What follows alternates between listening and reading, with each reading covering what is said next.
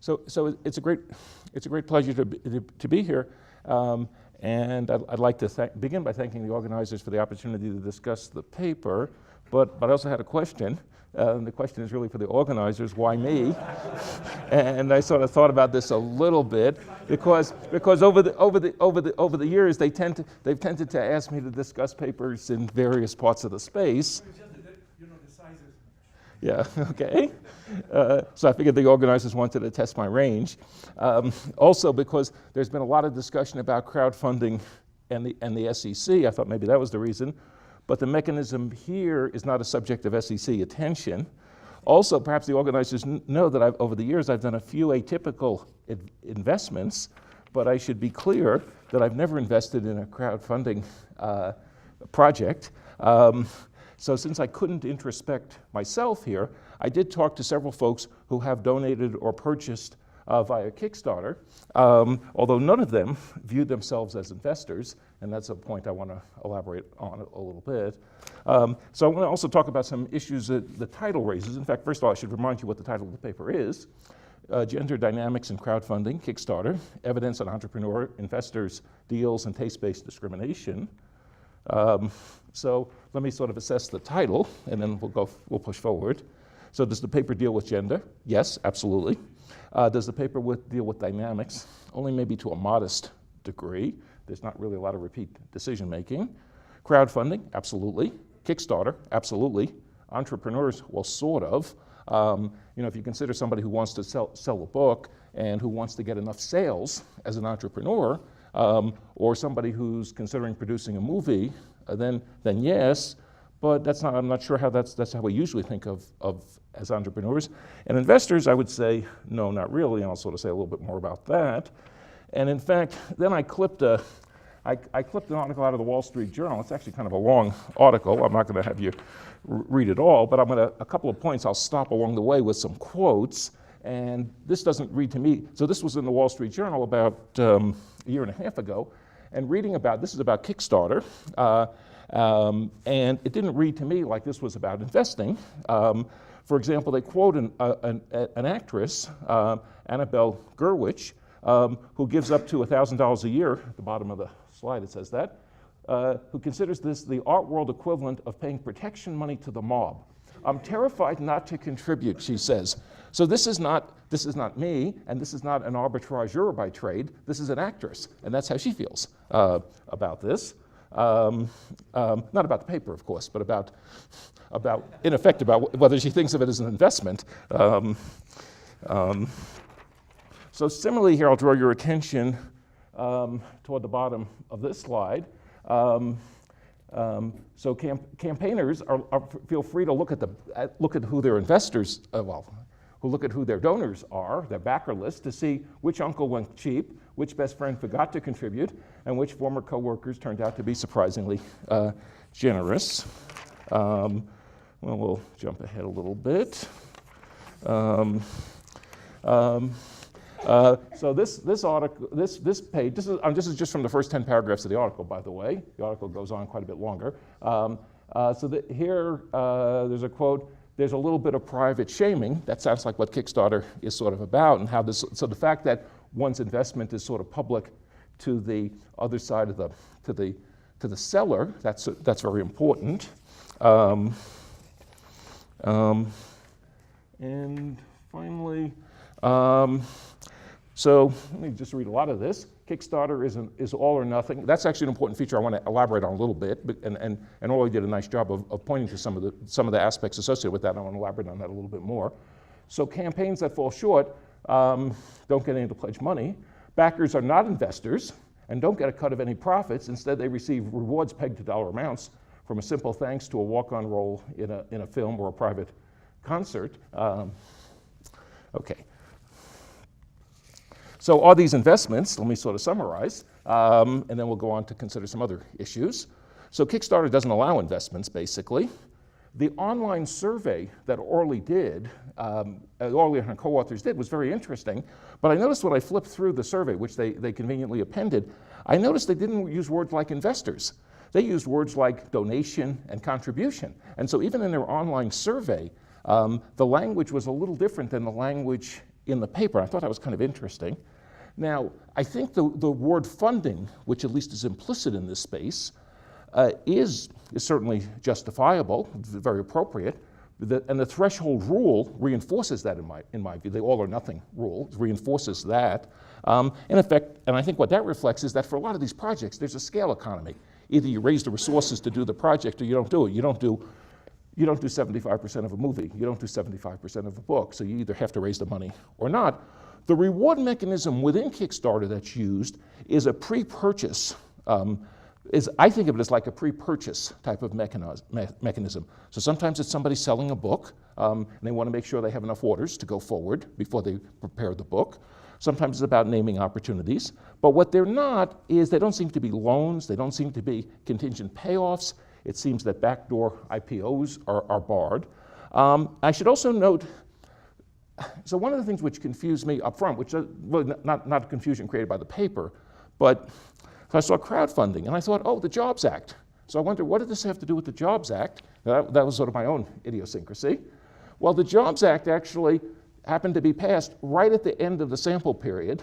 So the sample period basically went from 2009 to spring of 2012, and that spring of 2012, that's when the president signed the Jobs Act. So this is actually all pre-Jobs Act. So I just thought I would note that. And the SEC and the current controversies involving the Jobs Act, to the extent that it involves crowdfunding, it's really about equity crowdfunding for non-accredited investors, and the SEC hasn't really figured out what the rules for that are going to be, but I don't see that as sort of fitting within this context. So that's what I see as the connection to investments.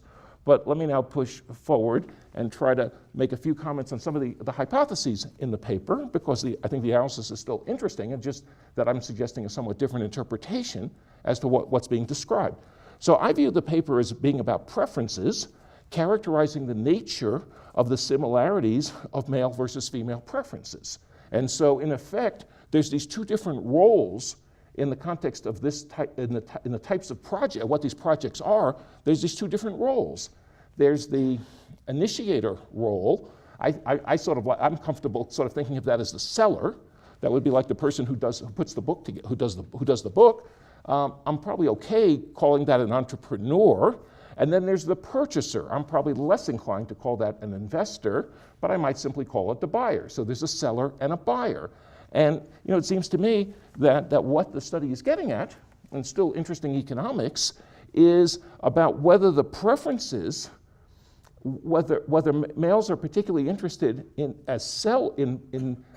as buyers in buying the products that males are selling versus the products that females are selling, and similarly for females. That's what I sort of see the paper is about. So when females develop a project, the result is that it often appeals relatively more to female purchasers than male purchasers, and similarly for male purchasers. So that raises an interesting question as to why. Is it because and it raises a question as to why. It also raises a different question, which is that surprising? I'm not sure it is all that surprising, but let me put that aside. There is the question as to why, which I think is an interesting one. So it could be because of similar tastes within the gender. That is, the females who like to, that is, the types of things that females like to work on producing are also the things that females like to work on buying, for example, and similarly for males. And I think that would be very natural. And I don't know if I would call that taste-based discrimination, or I might use sort of words like preferences and similarities of preferences. And it seems like that's interesting. I'm not sure that's all that surprising, but I do think it's interesting. On the other hand, it could be something slightly different. It could be that males, for example, as purchasers, prefer to deal with males as sellers, and et cetera, and the same for females. And indeed, you might think, well, why would that be, especially if this is all occurring over an anonymous platform?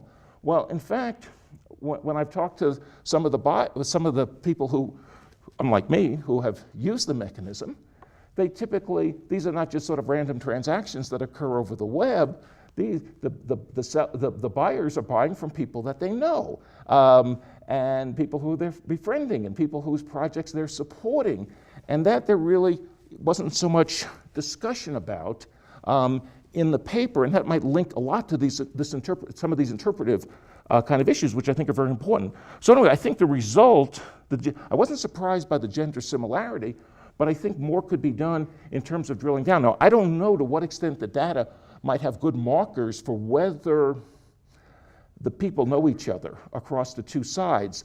If they do, that would be really useful in terms of sorting some of this out. Relatedly, I do have one thought with respect to taste discrimination, and I don't know if this will hang together or not, but there was an interesting, I have in mind a potential strategy that maybe would help in distinguishing, but I'm not sure if exactly it'll work. And that's Orly mentioned that there's some small problems in the classification. Some males have names that are typically interpreted as female names and vice versa. And so they did some manual review of that, and they found there were some errors. And there weren't so many. And I think their view was to view those errors as, well, it's good that there weren't so many. I think my view is, gee, it's too bad there weren't even more, because I think those might be exploited. Why? Because I think that could be the heart of an identification strategy. Now, I'm not necessarily an expert on that, but I think it could be at the heart of an identification strategy, because the question is basically, is the distinction between the person's true gender and the incorrect gender. It seems to me that's a useful distinction that might actually be exploited in empirical analysis, because, for example, I would expect that especially if it was anonymous, which it may not be, then the participant is likely to make the same errors that the econometrician would make. If they have a sample where there are errors, that seems to me kind of a good subsample for trying to drill down on this issue. Now, of course, there's a further complication that sometimes the purchasers and the sellers know each other. Then the econometrician's errors presumably wouldn't be made by the buyer. In that case, the buyer's information set would be better. But I think thinking about this might actually be helpful in distinguishing these different discrimination hypotheses. So let me turn then to the all or nothing funding issue. So the paper documents differences in the extent to which the projects are funded, and females are more successful in obtaining the funding sought, but they seek lower amounts. I think it would be useful to understand further whether this is gender differences in the bidding strategy, reservation rule strategies, or differences in the projects. Here I think the paper does make some progress, but I think this would be interesting to understand more deeply. Indeed, it even raises the question on the opposite side of the market, from the point of view of the buyers. Does all or nothing protect buyers against getting products that are poorly received? So a good aspect of an all or nothing mechanism could be, you don't necessarily want to buy something if it's going to be crap, and one way to get signals about that is whether they actually are able to raise the money. And so the failed projects might be kind of interesting too. So it raises questions in my mind about the buyer's strategy in an all or nothing environment. Would all or nothing lead to gender? And indeed, it raises some questions about whether all or nothing leads to gender differences on the seller's side, because the purchasers would regard the information content of the seller's gender differently and related to the pricing. I think there's a lot that could be thought about, and sort of the lens that I brought to bear on this was just thinking about some basic winner's curse kind of ideas, and I think there maybe could be further headway on this front.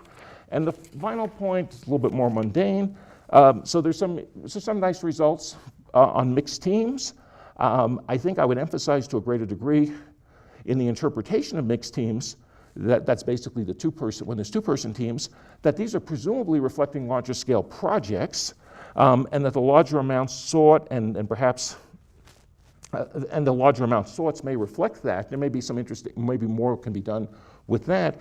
And also, I think it's interesting, although not surprising, about that when there's a mixed team, of course, there's the gender results are in the middle, which I think is what one would be inclined to expect. So anyway, I thought this was quite a thought-provoking paper, and I think there's sort of more that can be, potentially more that can be done, especially if one can get information as to what extent the buyers and the sellers know each other, because I think that would change, that could change the interpretations in a sort of, maybe in a substantive way, unlike the kind of more silly points that I was sort of making up front about whether this is investment or not.